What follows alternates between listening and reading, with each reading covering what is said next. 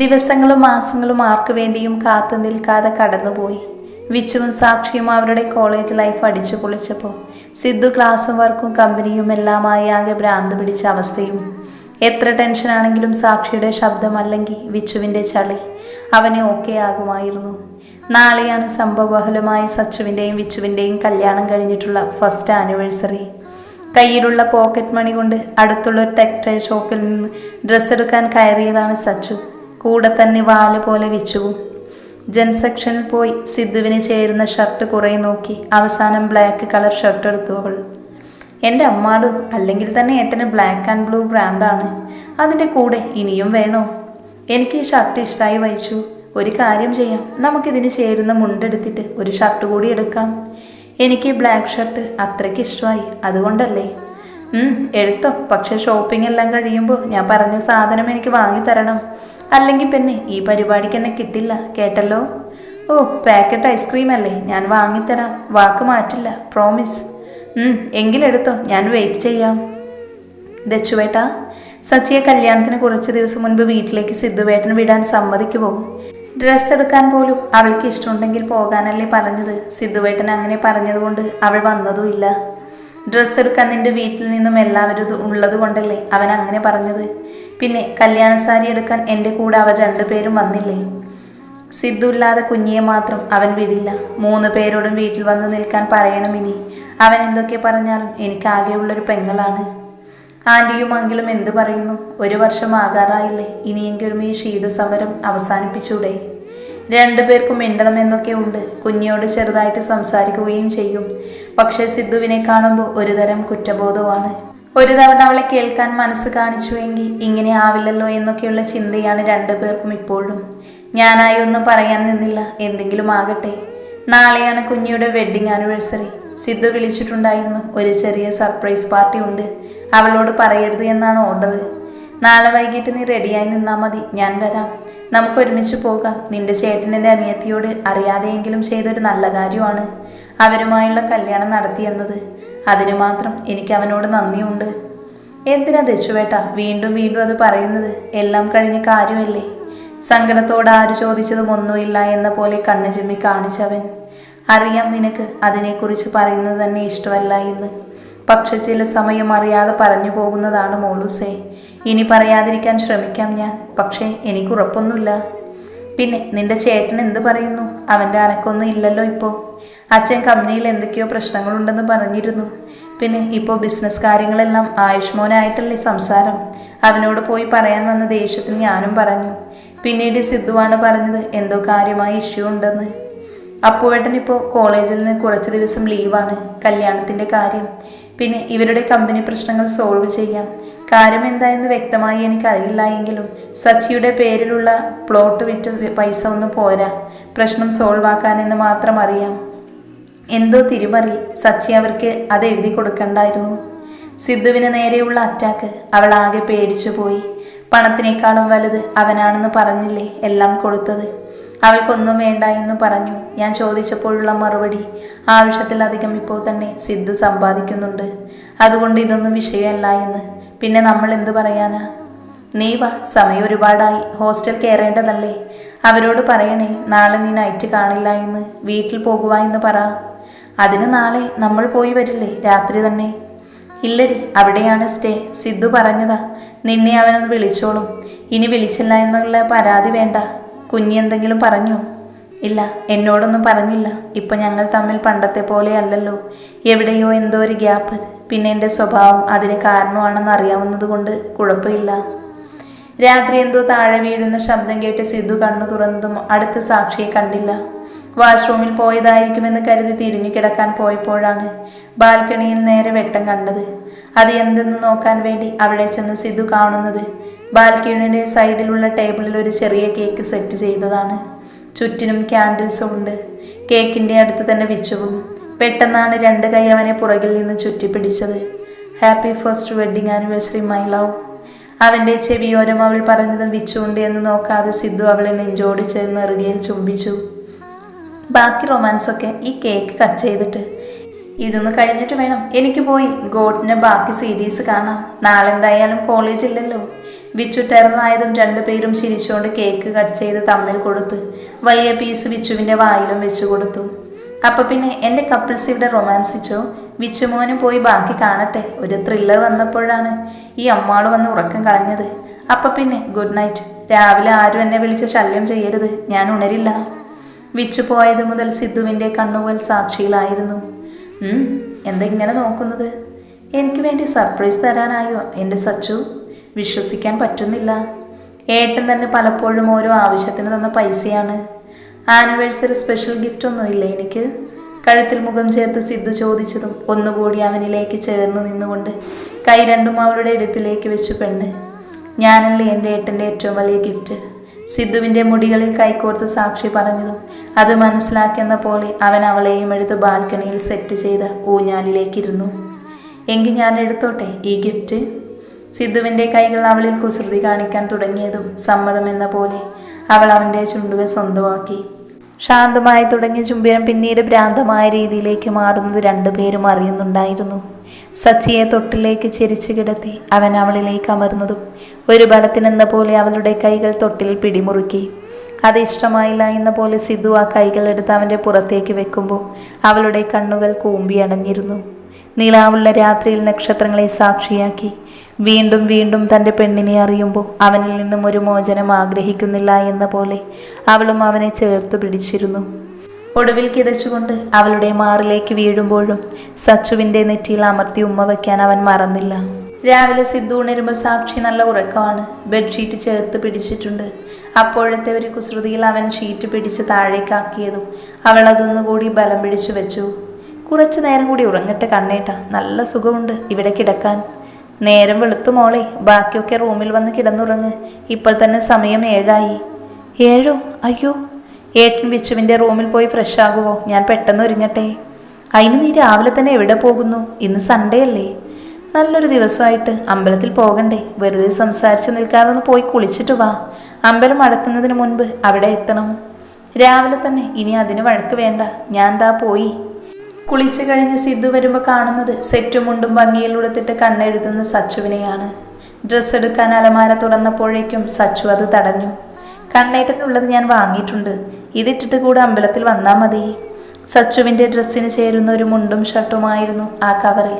സിദ്ധു അത് ഇട്ട് റെഡിയായി താഴേക്ക് ഇറങ്ങിയതും സച്ചുവും സാരി ഒന്നുകൂടി ശരിയാക്കിയിട്ട് അവൻ്റെ കൂടെ ഇറങ്ങി. വീടിൻ്റെ അടുത്തുള്ള ശ്രീകൃഷ്ണ ക്ഷേത്രത്തിലേക്കാണ് അവർ പോയത്. ബൈക്കിൽ പോകാനുള്ള ദൂരമുണ്ടായിരുന്നത് കൊണ്ട് എങ്കിലും സച്ചിക്ക് സാരി ഉടുത്തുകൊണ്ട് കയറാനും ഇറങ്ങാനും ഒക്കെ ബുദ്ധിമുട്ടായിരിക്കുമെന്ന് മനസ്സിലാക്കി കാറിലായിരുന്നു അവർ പോയത്. കാർ പാർക്കിംഗ് ഏരിയയിൽ ഇട്ടിട്ട് സിദ്ധുവിൻ്റെ കൈ പിടിച്ച് അമ്പലത്തിലേക്ക് നടക്കുന്നതിൻ്റെ ഇടയിൽ അവരുടെ മുന്നിലേക്ക് വരുന്ന ആളുകളെ കണ്ട് സച്ചി സിദ്ധുവിൻ്റെ കയ്യിലുള്ള പിടി ഒന്നുകൂടെ മുറുക്കി. ഇന്നല്ലേ സംഭവബഹുലമായ വിവാഹത്തിൻ്റെ ആദ്യ വാർഷികം. Happy wedding anniversary. എന്നും ഇങ്ങനെ സന്തോഷത്തോടെ ജീവിക്കാൻ പറ്റട്ടെ. സിദ്ധുവിൻ്റെ കൈ പിടിച്ച് ആയുഷ് പറഞ്ഞതും സാക്ഷിയുടെ കിളികൾ പറന്നു. സിദ്ധുവിൻ്റെയും അവസ്ഥ അത് തന്നെ.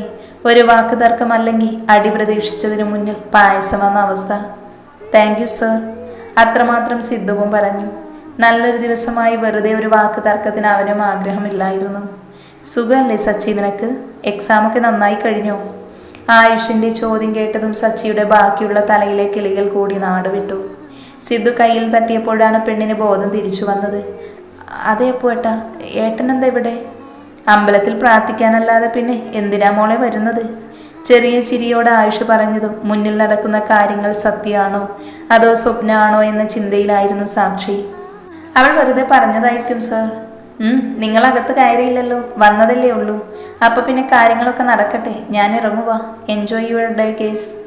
ഒരു ചിരിയോടെ ആയുഷ് പറഞ്ഞിട്ട് പോയതും സാക്ഷി ഇപ്പോൾ ഇവിടെ ആരെ പടക്കം പൊട്ടിച്ചത് എന്ന അവസ്ഥയിൽ സിദ്ധുവിനെ നോക്കി. ആ സമയം ചെക്കൻ അവൻ്റെ ഷർട്ടൂരി അവളുടെ കയ്യിൽ ഇട്ട് കൊടുത്തു. വെറുതെ ഇവിടെ നിന്ന് സ്വപ്നം കാണാതെ വാ പെണ്ണേ. വീട്ടിലെത്തിയിട്ട് ഒരുപാട് ജോലി വേറെ ഉള്ളതാണ്. എന്ത് സ്വപ്നം കണ്ട് നിൽക്കുക? അപ്പുവേട്ടൻ നമ്മളോട് നമ്മുടെ ആനിവേഴ്സറി അതാണോ? അത് ചിലപ്പോൾ നിന്റെ ഇൻസ്റ്റഗ്രാം സ്റ്റോറി കണ്ടു കാണും. ഇന്നലെ രാത്രി തന്നെ നിരത്തി പിടിച്ച് കുറേ ഇട്ടിട്ടില്ലേ? അതിനി നാട്ടിൽ കാണാൻ വേറെ ആരും കാണില്ല. വെറുതെ കളിയാക്കല്ലേ കണ്ണേട്ട, ഞാൻ സീരിയസ് ആയി പറഞ്ഞതാണ്. ഞാനും സീരിയസ് ആണ് ഭാര്യയെ. ഇനി ബാക്കിയടി വീട്ടിൽ പോയിടാം, അല്ലെങ്കിൽ നട അടയ്ക്കും. അമ്പലത്തിൽ നിന്നിറങ്ങിയപ്പോൾ അവരെ കാത്തുന്ന പോലെ സാക്ഷിയുടെ അമ്മ ഉണ്ടായിരുന്നു. അമ്മയെ കണ്ടതും സച്ചി സിദ്ധുവിൻ്റെ കൈ പിടിച്ച് അവരുടെ അടുത്തേക്ക് എത്തി. അച്ഛനെവിടെ അമ്മേ? അച്ഛൻ വന്നില്ല. ഇന്നല്ലേ കല്യാണം കഴിഞ്ഞിട്ട് 1 വർഷമാകുന്നത്. നന്നായി ജീവിക്കണേ. അമ്മ ഒരു തെറ്റ് ചെയ്തു. ചെറിയ തെറ്റല്ല, വലിയ തെറ്റ്. ക്ഷമ ചോദിക്കാൻ പോലുള്ള അർഹതയില്ല. എങ്കിലും അത് പറയാൻ ഇതിലും നല്ലൊരു ദിവസം വേറെ ഉണ്ട് എന്ന് തോന്നുന്നില്ല. എടുത്തുചാട്ടമായിരുന്നു എങ്കിലും ഇന്ന് സിദ്ധുമോൻ്റെ കൂടെ മോൾ സന്തോഷവതിയായിരിക്കുമെന്ന് അമ്മയ്ക്കറിയാം. എന്നും ഇങ്ങനെ തന്നെ ജീവിക്കാൻ ദൈവം അനുഗ്രഹിക്കട്ടെ. മോനോട് കൂടിയാണ് അമ്മയോട് ക്ഷമ. ബാക്കി പറയുന്നതിന് മുൻപ് സിദ്ധു അവരെ തടഞ്ഞു. എന്നോട് മാപ്പൊന്നും പറയണ്ട അമ്മേ. എനിക്ക് ആരോടൊരു ദേഷ്യവും ഇല്ല. പിന്നെ കഴിഞ്ഞതൊക്കെ പെട്ടെന്ന് മറക്കാൻ കഴിയുന്ന കാര്യങ്ങളല്ലല്ലോ. പിന്നെ കുറച്ച് സമയം വേണം, അത്രേ ഉള്ളൂ. അച്ഛനോടും അമ്മയോടും മനസ്സിൽ മുഴുവൻ ദേഷ്യമായിരുന്നു എങ്കിൽ ഞങ്ങൾ ഇടയ്ക്ക് അവിടേക്ക് വരില്ലല്ലോ. തെറ്റ് ചെയ്യാത്തവർ ആരുമില്ല എന്നല്ലേ? നിങ്ങളെല്ലാവരും അറിഞ്ഞുകൊണ്ട് ചെയ്ത തെറ്റ് എനിക്ക് വലിയൊരു ശരിയായിരുന്നു. എൻ്റെ ജീവിതത്തിൽ എനിക്ക് നഷ്ടപ്പെട്ട പല സൗഭാഗ്യങ്ങളും എൻ്റെ പെണ്ണ് കാരണം തിരിച്ചു കിട്ടി. അതുകൊണ്ട് എനിക്ക് ആരോടൊരു ദേഷ്യവും ഇല്ലമ്മേ. ഇനി മാപ്പും പറയണ്ട. എങ്കിൽ ഞങ്ങൾ ഇറങ്ങട്ടെ. വീട്ടിൽ വിച്ചു മാത്രമേ ഉള്ളൂ. പോയി വാ. അമ്മ വരുന്നു? ഇല്ല, നിങ്ങൾ പോയി വാ. ഞാൻ കാറിലാണ് വന്നത്.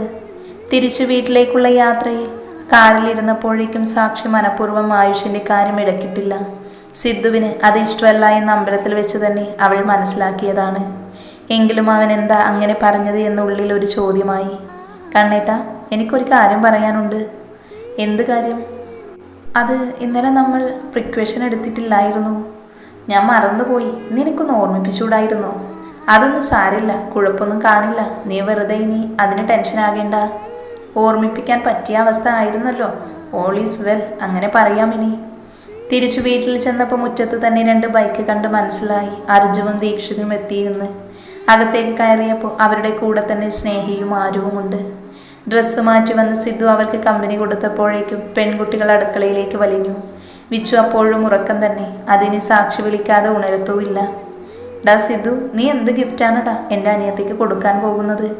ഒരു ക്ലൂ എങ്കിലും താ നീ. എന്ത് ക്ലൂ? ഒരു ക്ലൂവും ഇല്ല. 2 പേരും കൂടി ഈ ഹാളൊന്ന് ഡെക്കറേറ്റ് ചെയ്യുക. വേറെ പണിയൊന്നും ഇല്ലല്ലോ. അപ്പോഴേക്കും ഞാൻ പോയി ഓർഡർ ചെയ്ത കേക്ക് വാങ്ങി വരാം. കേക്ക് കട്ടിങ് വൈകിട്ട് ചെയ്താൽ പോരെ? പറ്റില്ല, വൈകിട്ട് വേറെ കുറച്ച് പരിപാടിയുണ്ട്. അതുകൊണ്ട് കേക്ക് കട്ട് ചെയ്തിട്ട് ഉച്ചയ്ക്ക് ഫുഡ് കഴിക്കാം. ഇപ്പോൾ ഈ തോരണമൊക്കെ എവിടെയെങ്കിലും ഒട്ടിച്ചു വെക്കുക. ആ തോരണത്തിൽ കൈവച്ചാലേ വെക്കുന്ന കൈ ഞാൻ ഹോക്കി സ്റ്റിക്ക് കൊണ്ട് തല്ലി ഒടിക്കും. എവിടെ നിന്നാണ് ഈ അശരീരി എന്ന രീതിയിൽ നോക്കിയപ്പോൾ കാണുന്നത് ഒരു ഷോർട്സ് മാത്രമിട്ട് താഴേക്ക് ഇറങ്ങി വരുന്ന വിച്ചുവിനെയാണ്. ഒന്ന് പോയൊരു ഷർട്ട് എടുത്തിട്ടുള്ള ചെക്ക. ഇവിടെ വേറെ പെൺകുട്ടികളൊക്കെ ഉണ്ട്. ഓ പിന്നെ ഒന്ന് പോടാഹേ. ഷർട്ടില്ലാതെ നടക്കുന്നത് അത്രയ്ക്ക് കുറ്റമൊന്നും അല്ലല്ലോ. നിങ്ങൾക്ക് വേണ്ടെങ്കിൽ നിങ്ങൾ ഊരിക്കളഞ്ഞേക്ക് ഷർട്ട്. ഇവിടെ ആർക്കൊരു കുഴപ്പമില്ല. പിന്നെ ഡെക്കറേഷൻ സാധനങ്ങൾ വാങ്ങിയത് ഞാനാണെങ്കിൽ എനിക്കറിയാം എന്താ ചെയ്യേണ്ടതെന്ന്. അതിലാരെങ്കിലും കൈ കിടത്താൻ വന്നോ കൊല്ലും ഞാൻ. എൻ്റെ ഏട്ടൻ്റെ വാർഷികത്തിന് ഞാൻ തന്നെ എല്ലാം അലങ്കരിക്കും. പിന്നെ ഏട്ടന് തിരിച്ചു ചെയ്യണമെന്ന് തോന്നിയ എൻ്റെ 3ാമത്തെ കൊച്ചിൻ്റെ പിറന്നാൾ ദിവസം ചേട്ടൻ ഇങ്ങനെ ചെയ്തോ? ഇതും പറഞ്ഞ് സിദ്ധുവിൻ്റെ കവിളിൽ ഒരു ഉമ്മയും കൊടുത്തപ്പോഴേക്കും സാക്ഷി ശബ്ദം കേട്ട് അടുക്കളയിൽ നിന്ന് ഇറങ്ങി വന്നു. സാക്ഷിയെ കണ്ടപ്പോൾ ഓടിപ്പോയി അവൾക്കും ഒരു കിസ് കൊടുത്തിട്ട് ഉരുട്ടിക്കയറ്റാൻ വേണ്ടി ജിം സെറ്റ് ചെയ്ത റൂമിലേക്ക് വിച്ചു പോയപ്പോൾ അവനുള്ള ചായ എടുക്കാൻ വേണ്ടി സച്ചു അടുക്കളയിലേക്ക് ഓടി. വിച്ചു പോയി കിസ് കൊടുത്തിട്ടും അവൾക്കൊരു ഭാവവ്യത്യാസവും ഇല്ലല്ലോടാ സിദ്ധു. ആരുവാണെങ്കിൽ ഇപ്പോൾ ഇവിടെ അടിപൊട്ടിയനെ. അതിന് ആരുമല്ലല്ലോ എൻ്റെ ഭാര്യ. വിച്ചു, അവന് ഒരുപാട് സന്തോഷമുള്ളപ്പോഴാണ് ഇങ്ങനെ സ്നേഹം പ്രകടിപ്പിക്കുന്നത്. പിന്നെ ഇന്ന് നിങ്ങൾ കണ്ടതുപോലെ തന്നെ സച്ചി തിരിച്ചും കൊടുക്കാറുണ്ട്. അതിനൊന്നും മറ്റൊരു അർത്ഥമില്ല. അവൻ അവളെ ഏട്ടത്തിയമ്മയാണ്. അമ്മയുടെ സ്ഥാനമാണ് സച്ചുവിന് വിച്ചുവിൻ്റെ ലൈഫിൽ. ഇങ്ങനെ ചിരിച്ചു കളിച്ചു നടക്കുന്നത് നിങ്ങൾ കാര്യമാക്കണ്ട. ഒരു കാര്യം വന്ന സച്ചു പറയുന്നതിൻ്റെ അപ്പുറം വിച്ചു ചെയ്യില്ല. എന്നോട് തർക്കിക്കും, പക്ഷെ സച്ചു പറഞ്ഞ പിന്നെ അവൻ സൈലൻ്റാണ്. ഇതിൽ രസം എന്തെന്ന് വെച്ചാൽ ഒരു കാര്യത്തിലും അവൾ അവനെ തടയില്ല. 2ഉം ഒറ്റ കെട്ടാണ്. ലവനും കുഷനും പോലെ. ഒരു തവണ സച്ചു പിണങ്ങി മിണ്ടാതെ നടന്നതിന് ആ ദിവസം മുഴുവൻ നിരാഹാരം കിടന്നവനാണ് ഇപ്പോൾ അകത്തേക്ക് കാവടി തുള്ളി പോയത്. അവൻ്റെ അമ്മാളുമല്ലേ അവൾ. ഭാര്യയെയും അനിയനെയും കുറിച്ച് പറയുമ്പോൾ 100 നാവാണ്. എന്നാൽ ബിസിനസ് കാര്യങ്ങൾ ചോദിക്കുമ്പോൾ എല്ലാം അവനൊരു ചിരിയും. ഇപ്പം നമ്മുടെ എക്സാമൊക്കെ കഴിയാറായി. ഇനി പറ, എപ്പോഴാ സിദ്ധാർത്ഥ് വിശ്വനാഥിൻ്റെ ഗ്രാൻഡ് എൻട്രി ബിസിനസ്സിലേക്ക്? അതിന് ഞാൻ എപ്പോഴേ ബിസിനസ്സിൽ എൻട്രി നടത്തി കഴിഞ്ഞല്ലോ അർജു. വർഷങ്ങളായി. ഡാ പുല്ലേ, നീ ഒരുപാട് കിടന്നുരുളല്ലേ. നിനക്കും ഞങ്ങൾക്കും നല്ല വ്യക്തമായി അറിയാം ഞങ്ങൾ ഉദ്ദേശിച്ചത് എന്തായെന്ന്. എന്നിട്ട് അവൻ പറയുന്നത് കേട്ടില്ലേ? ഒന്നും അറിയാത്തൊരു വാവ. എല്ലാ കാര്യങ്ങൾക്കും അതിൻ്റെ സമയമില്ല ചേട്ടന്മാരെ. നിങ്ങളിങ്ങനെ ആക്രാന്തം കാണിക്കാതെ. രാവിലെയുള്ള യുദ്ധം കഴിഞ്ഞ് അവരുടെ അടുത്തേക്ക് വന്ന വിച്ചു ആയിരുന്നു അത്. ഡാ വിച്ചു, നിനക്ക് ഒട്ടും ആകാംക്ഷയില്ലേ ഈ കാര്യത്തിൽ? ആകാംക്ഷയോ? എന്തിന്? ഏട്ടൻ ബിസിനസ്സിൽ വരുന്നതിനോ? അതെ. ഈ ചോദ്യത്തിന് ഉത്തരം തരാനാണെങ്കിൽ ടു ബി ഫ്രാങ്ക്, നോ. അതെന്താ അങ്ങനെ? കാരണം ചോദിച്ചാൽ ഒന്നേ ഉള്ളൂ അർജുവേട്ട. ഈ ഇരിക്കുന്ന മനുഷ്യ തല മറ്റാരേക്കാളും എനിക്ക് നന്നായി അറിയാവുന്നത് കൊണ്ട്. ഏട്ടൻ മറ്റുള്ളവരുടെ മുന്നിൽ മുഖം കാണിച്ചാലും ഇല്ലെങ്കിലും മംഗലത്ത് ഗ്രൂപ്പ് വളരും. അതിന് വേണ്ടത് എൻ്റെ ഏട്ടൻ ചെയ്യും. ഒന്നും അറിയാത്ത പ്രായത്തിൽ ഞങ്ങളുടെ കമ്പനി ഇത്ര വളർന്നെങ്കിൽ ഇനിയുള്ളത് നിങ്ങൾക്ക് ഊഹിക്കാവുന്ന കാര്യമേ ഉള്ളൂ. പ്രസാദങ്ങളും കിച്ചുവേട്ടനും ഇതിലൊരു പ്രധാന ഘടകവുമാണ് എന്ന് മറന്നല്ല ഞാൻ പറയുന്നത്. പിന്നെ മറ്റുള്ളവരുടെ മുന്നിൽ ആളാകാനായിരുന്നുവെങ്കിൽ ഏട്ടനത് എപ്പോഴേ ആകുമായിരുന്നു. ഇത്ര നാൾ കാത്തിരിക്കേണ്ട കാര്യമില്ല. നിങ്ങളൊക്കെ ഉദ്ദേശിക്കുന്നത് ആയുസാറിൻ്റെയും കുടുംബത്തിൻ്റെയും കാര്യമാണ് എന്ന് എനിക്കറിയാം. അവർ തെറ്റ് ചെയ്തു, അല്ലെങ്കിൽ അതിൻ്റെ ശിക്ഷ എപ്പോഴെങ്കിലും അവർക്ക് കിട്ടും. കേട്ടിട്ടില്ലേ, കർമ്മ ഈസ് എ ബൂമറാങ്? ചേട്ടൻ്റെ അനിയനല്ലേ? ഇങ്ങനെ പറഞ്ഞിട്ടില്ലെങ്കിലേ ഒരു അത്ഭുതമുള്ളൂ. എല്ലാം കേട്ട് അർജുൻ ദീക്ഷിത്തും അറിയാതെ പറഞ്ഞുപോയി. അടുക്കളയിൽ കാര്യമായി കുക്കിങ്ങിലാണ് സച്ചു. തിന്ന് സഹായിച്ച ആരുവും സ്നേഹയും കൂടെയുണ്ട്. മോളെ സച്ചി, നീ എങ്ങനെയാടി ഇതെല്ലാം ഇത്ര പെട്ടെന്നുണ്ടാക്കാൻ പഠിച്ചത്? നിന്റെ കണ്ണേട്ടനെ ഈ അടുക്കളയിൽ സഹായത്തിന് ഒരാളെ വെച്ചൂടെ? എല്ലാം നീ തന്നെ ചെയ്യണോ? ഈ വീട് തന്നെ ദിവസവും വൃത്തിയാക്കാൻ നല്ല സമയം വേണ്ടി വരുമല്ലോ. വീട് 2 ദിവസം കൂടുമ്പോൾ ഒരു ചേച്ചി വന്ന് വൃത്തിയാക്കും. അടുക്കളയിൽ വേറെ ആരും വേണ്ട എന്ന് ഞാൻ തന്നെയാണ് പറഞ്ഞത്. എന്തിന്? ആവോ, എനിക്കിഷ്ടമല്ല വേറൊരാൾ ഉണ്ടാവുന്ന ആഹാരം കണ്ണേട്ടനും വിച്ചുവും കഴിക്കുന്നത്. ഇന്ന് നിങ്ങളൊക്കെ വന്നതുകൊണ്ടാണ്. അല്ലെങ്കിൽ ചേട്ടനും അനിയനും കാണും എൻ്റെ കൂടെ ഇവിടെ. ഏറ്റവും കൂടുതൽ പണിയെടുക്കുന്നത് കണ്ണേട്ടനായിരിക്കും. ഞാനും വൈച്ചുവും സപ്പോർട്ട് സ്റ്റാഫ്. നല്ല രസവാ. ശരിക്കും നിനക്ക് നിന്റെ വീടിനേക്കാൾ ഇഷ്ടം ഇവിടെയാണോ സച്ചി? ആര് ചോദിച്ചതും സച്ചി അവളുടെ കയ്യിലേക്ക് കുറച്ച് ഉണ്ണിയപ്പം വെച്ചു കൊടുത്തു. ശരിക്കും എൻ്റെ സ്വർഗം ഇതാണ് ആരു. ചേട്ടനും അനിയനും ഓരോ ദിവസവും സ്നേഹം കൊണ്ട് എന്നെ ചേർത്ത് പിടിക്കുകയാണ്. ഇതിനു വേണ്ടി എന്ത് പുണ്യാണോ ഞാൻ ചെയ്തത്. ഈ ലൈഫിൽ ഞാൻ ഒരുപാട് ഹാപ്പിയാണ് മക്കളെ. അതൊക്കെ സമ്മതിച്ചു. വിവാഹ വാർഷികത്തിന് നിനക്ക് എന്ത് ഗിഫ്റ്റാണ് നിന്റെ കെട്ടിയോൻ തന്നത്? നീ കൊടുത്തോ ഗിഫ്റ്റ്? കണ്ണേട്ടൻ രാവിലെ കിസ് തന്നു, അല്ലാതെ എനിക്ക് വേറെ ഗിഫ്റ്റൊന്നും തന്നില്ല. പിന്നെ ഞാൻ കൊടുത്ത സമ്മാനമാണ് രാവിലെ ഏട്ടനിട്ട മുണ്ടും ഷർട്ടും. ദൈവമേ, കോടികൾ ആസ്തിയുള്ളവളാണ് ഈ പറയുന്നത്. മുണ്ടും ഷർട്ടും പോലും. കുറച്ച് എക്സ്പെൻസീവ് സമ്മാനം കൊടുക്കാൻ നിന്റെ കയ്യിൽ സ്വന്തമായി പൈസ ഒന്നുമില്ലേ സച്ചി? നീ ഷോപ്പിംഗ് ഒക്കെ പോകുന്നത് പിന്നെ എങ്ങനെയാണ്? ഷോപ്പിംഗ് ഒക്കെ പോകുന്നത് ഏട്ടൻ്റെ കൂടെയല്ലേ? അതിനൊക്കെ ബില്ല് കണ്ണേട്ടനാണ് കൊടുക്കുന്നത്. വൈച്ചുവിൻ്റെ കൂടെ പോയാൽ അവൻ കൊടുക്കും ബില്ല്.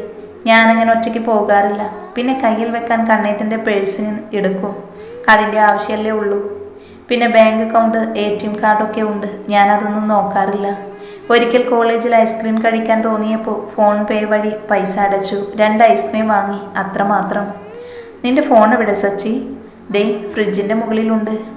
സച്ചുവിൻ്റെ ഫോണെടുത്ത് അക്കൗണ്ട് ബാലൻസ് നോക്കിയ സ്നേഹ ചിരിക്കണോ കരയണോ എന്നറിയാത്ത അവസ്ഥയായി.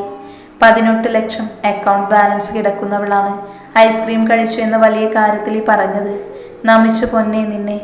ലക്ഷത്തിൽ ഒരെണ്ണം കാണും നിന്നെ പോലെ. ഞാനൊക്കെ 1000 രൂപ അക്കൗണ്ടിൽ അച്ഛൻ ഇട്ടു തന്ന ആ നിമിഷം പോലും ലുലു മാളിൽ അത് തീർന്നാൽ മാത്രമേ പിന്നെ സമാധാനം കാണൂ. രാവിലെ എല്ലാവരും കൂടി ഒരുമിച്ചാണ് ആഹാരം കഴിച്ചത്. പിന്നീട് ടേബിളിൽ സെറ്റ് ചെയ്ത കേക്ക് സിദ്ധുവും സാക്ഷിയും കൂടി ചേർന്ന് മുറിച്ച് തമ്മിൽ കൊടുത്തു. ശേഷം ബിച്ചുവിനെ കേക്കിൽ കുളിപ്പിക്കുകയും ചെയ്തു അവർ. അങ്ങനെ ആഘോഷമൊക്കെ കഴിഞ്ഞ് ഇനി നിന്റെ പെണ്ണിനുള്ള ഗിഫ്റ്റ് എവിടെ? കാണിക്ക്. കാണുന്നോ സച്ചു നിനക്ക്? അവളുടെ കയ്യും പിടിച്ച് അവൻ പോയത് പുറത്തേക്കാണ്. കാര്യം കാണാനുള്ള ആക്രാന്തത്തിൽ ബാക്കിയുള്ളവരും പോയി പുറകിൽ. ഇതെല്ലാം കണ്ട് ചിരിയോടെ വിച്ചു ലാസ്റ്റും. അവർ നേരെ പോയതൊരു കാറിൻ്റെ അടുത്തേക്ക്. ഷീറ്റ് ഇട്ടിരുന്നത് കൊണ്ട് ഏത് കാറാണെന്ന് ആർക്കും മനസ്സിലായില്ല. സിദ്ധു പറഞ്ഞതും സാക്ഷി അവളുടെ കൈകൊണ്ട് തന്നെ ആ ഷീറ്റ് മാറ്റി. മുന്നിൽ കിടക്കുന്ന വണ്ടി കണ്ട് ദീക്ഷിത്തും അർജുനും വാ തുറന്ന് നിന്നപ്പോൾ ഇതേതാ റോഡിൽ നിന്നും അധികം കാണാത്ത വണ്ടി എന്ന ചിന്തയായിരുന്നു ആരുവിനും സ്നേഹയ്ക്കും. സാക്ഷി സന്തോഷം കൊണ്ട് സിദ്ധുവിനെ കെട്ടിപ്പിടിച്ചു. അവരുടെ 1ാം വിവാഹ വാർഷികത്തിന് സിദ്ധു കൊടുത്ത ഗിഫ്റ്റ് ഒരു കാറാണ്. അതും 3 കോടി വില വരുന്ന ഓടി. ഒരിക്കൽ നീ എന്നോട് പറഞ്ഞത് ഓർക്കുന്നുണ്ടോ സച്ചു? നമ്മുടെ കല്യാണം കഴിഞ്ഞ അടുത്ത ദിവസം കാറ് വാങ്ങണമെന്ന് പറഞ്ഞപ്പോൾ നീ പറഞ്ഞത് എങ്കിൽ ഓടി കാറ് വാങ്ങാമെന്ന്. അപ്പം ഞാൻ പറയുകയും ചെയ്തു, ഇപ്പോഴല്ല, ഒരിക്കൽ നിനക്ക് ഞാൻ അത് വാങ്ങിത്തരുമെന്ന്. It's for you my love. Happy wedding anniversary. മുന്നിൽ കണ്ടത് സത്യമാണോ സ്വപ്നമാണോ എന്ന് മനസ്സിലാകാതെ നിന്നപ്പോഴാണ് വിച്ചു അവളുടെ കയ്യിൽ അമർത്തിപ്പിച്ചിയത്. എൻ്റെ ഏട്ടത്തിക്ക് ഏട്ടൻ മാസങ്ങൾക്ക് മുൻപേ ബുക്ക് ചെയ്ത ഗിഫ്റ്റാണ്. എന്നോട് പറയരുതെന്ന് പറഞ്ഞതുകൊണ്ട് മാത്രം ഞാൻ മിണ്ടിയില്ല. സ്വപ്നമല്ല, സത്യം തന്നെയാണ് അമ്മാളു. ഇഷ്ടമായോ നിനക്ക്? ഇഷ്ടമായോ എന്നോ? ഒരുപാട് ഇഷ്ടമായി. ലവ് യു കണ്ണേട്ട. നമുക്കിതിൽ എവിടെയെങ്കിലും പോകാം. വൈകിട്ട് പോകാം, ഒരു ചെറിയ ട്രിപ്പ്, ജസ്റ്റ് ഒരു ഡ്രൈവ്. 2 പേരും റെഡിയായാൽ മതി. നിങ്ങൾ റൊമാൻസിക്കാൻ പോകുന്നതിനിടയ്ക്ക് ഞാനെന്തിനാ? കപ്പിൾ 2 കൂടി പോയാൽ മതി. ഞാനിവിടെ തന്നെ കാണും. നിന്നോട് വരുന്നോ എന്ന് ആരും ചോദിച്ചില്ല വിച്ചു. വരാനാണ് പറഞ്ഞത്. അതുകൊണ്ട് കൂടുതൽ ഡയലോഗ് എനിക്ക് കേൾക്കണ്ട. മര്യാദക്ക് കൂടെ വന്നോളണം. ഇല്ലെങ്കിൽ ബാക്കി പറയാൻ സമ്മതിക്കാതെ സച്ചു അവൻ്റെ കയ്യിൽ കയറി പിടിച്ചു. ഇന്ന് വെറുതെ വഴക്ക് വേണ്ട വച്ചു. നിന്നോട് വരാൻ കണ്ണേട്ടനല്ലേ പറഞ്ഞത്? അപ്പോൾ പിന്നെ വന്നാൽ മതി. പോയി ഡ്രസ്സ് മാറി വാ. നിങ്ങൾ ഇപ്പോഴേ പോകുവാണെങ്കിൽ ഞങ്ങൾ ഇറങ്ങട്ടെ. പിന്നെ എൻ്റെ കല്യാണമാണ് അടുത്ത മാസമെന്ന് 2 പേരും മറക്കരുത്. ഒരാഴ്ച മുൻപ് കുഞ്ഞവിടെ എത്തിക്കണം. സിദ്ധുവിനെ ഞാൻ നിർബന്ധിക്കില്ല. പക്ഷേ എൻ്റെ പെങ്ങളെൻ്റെ കൂടെ തന്നെ വേണം. ഈ ഒരു മാസം കഴിഞ്ഞുള്ള കല്യാണത്തിന് എന്തിനാണ് മിസ്റ്റർ ഇപ്പോഴേ ഡ്രസ്സൊക്കെ എടുത്തത്? എല്ലാം സമയം പോലെ പോരെ? വിച്ചുവിനായിരുന്നു സംശയം. അത് പിന്നെ കർക്കിടക മാസത്തിൽ നല്ല കാര്യങ്ങളൊന്നും ചെയ്യരുത് പോലും. ഞാനായിനി നല്ല കാര്യങ്ങൾ നടത്തി പേരുദോഷം വേണ്ടെന്ന് വെച്ചു. എങ്കിൽ പിന്നെ ഞങ്ങൾ ഇറങ്ങട്ടെ. വാ ആരും, ഇന്ന് കുറച്ച് കറക്കുള്ള ദിവസമാണ്. നടക്കട്ടെ. സിദ്ധു പറഞ്ഞതും ദീക്ഷത്തിൻ്റെ കൂടെ തന്നെ അർജുവും സ്നേഹയും പോയി. കുറച്ച് ദിവസമായി പല അസ്വസ്ഥതയും ഉണ്ടെങ്കിലും സിദ്ധു വഴക്ക് പറയുമെന്ന് പേടിച്ച് സാക്ഷി ഒന്നും അവനോട് പറഞ്ഞില്ല. ഇന്ന് കോളേജിൽ പോകാൻ ഒരുങ്ങിയപ്പോഴാണ് തല കറങ്ങുന്നത് പോലെ തോന്നിയത്. വിച്ചുവിനോട് പറഞ്ഞ് അവനും കോളേജിൽ പോകില്ല എന്നറിയാവുന്നത് കൊണ്ട് ഇന്ന് കോളേജിൽ വരാൻ മൂടില്ല. നാളെ വരാമെന്ന് പറഞ്ഞൊരുവിധം വിച്ചുവിനെ കോളേജിലേക്ക് വിട്ട് റൂമിലെത്തി കലണ്ടറിൽ നോക്കിയപ്പോഴാണ് എല്ലാ മാസവും വരുന്ന ആള് ഒരാഴ്ച കഴിഞ്ഞിട്ടും എത്തിയില്ല എന്ന് മനസ്സിലായത്. അറിയാതെ തന്നെ കൈ വയറിലേക്ക് പോയി. ആനിവേഴ്സറി രാത്രിയായിരുന്നു അവൾക്ക് ഓർമ്മ വന്നത്. പിന്നീട് സിദ്ധു വരുന്നത് കാത്തു നിൽക്കാതെ വീടിനടുത്ത മെഡിക്കൽ ഷോപ്പ് വരെ നടക്കുമ്പോൾ തൻ്റെ സംശയം ശരിയായിരിക്കണേ എന്ന് മാത്രമേ അവൾ പ്രാർത്ഥിക്കാനുണ്ടായിരുന്നുള്ളൂ. പ്രഗ്നൻസി കാർഡിൽ കണ്ട 2 വരെ ലോകം കീഴടക്കിയ സന്തോഷം കൊടുത്തു. എങ്കിലും സിദ്ധു എന്ത് പറയുമെന്ന് വിചാരിച്ചുള്ള സമാധാനം പോയി പെണ്ണിൻ്റെ. അവൻ പലതവണ പറഞ്ഞ കാര്യമാണ്, ക്ലാസ്സൊക്കെ കഴിയാതെ ഇപ്പോഴേ ഒരു കുട്ടി വേണ്ട എന്ന്. പക്ഷേ ഒരു നിമിഷത്തെ അശ്രദ്ധ. അവൻ കുഞ്ഞിനെ വേണ്ട എന്ന് പറഞ്ഞ പിന്നെ തനിക്കൊരു ജീവിതമില്ലാന്ന് തന്നെ ഉറപ്പിച്ചവൾ. കാരണം അൺഎക്സ്പെക്റ്റഡായി കിട്ടിയതാണെങ്കിലും ആ കുഞ്ഞിനെ കുറഞ്ഞ നിമിഷങ്ങൾ കൊണ്ട് തന്നെ അവൾ അത്ര സ്നേഹിച്ചിരുന്നു.